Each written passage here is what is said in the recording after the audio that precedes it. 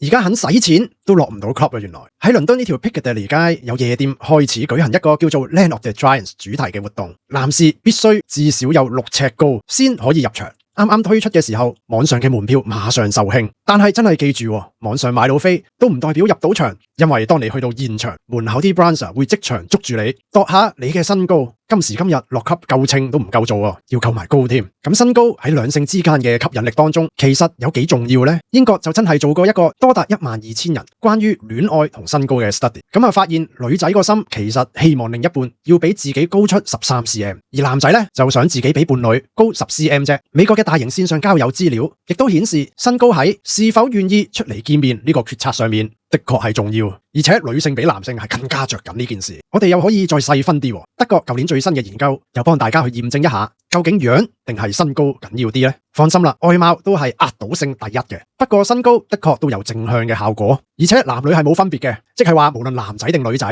越高就越有桃花運。唯一嗰個不同之處只係在於，一個男仔高呢，就更加傾向認為女朋友咩身高都 OK 嘅，但一個女仔越高嘅話，就越唔可能話男朋友咩身高都 OK。你可以見到圖中呢個數據啊，係好一面倒。咁同一個高嘅男仔一齊有咩唔好啊？得一樣咯。原來5尺10寸以上嘅男性出軌嘅機率竟然係其他男仔嘅2倍，唉，真係激死人啊！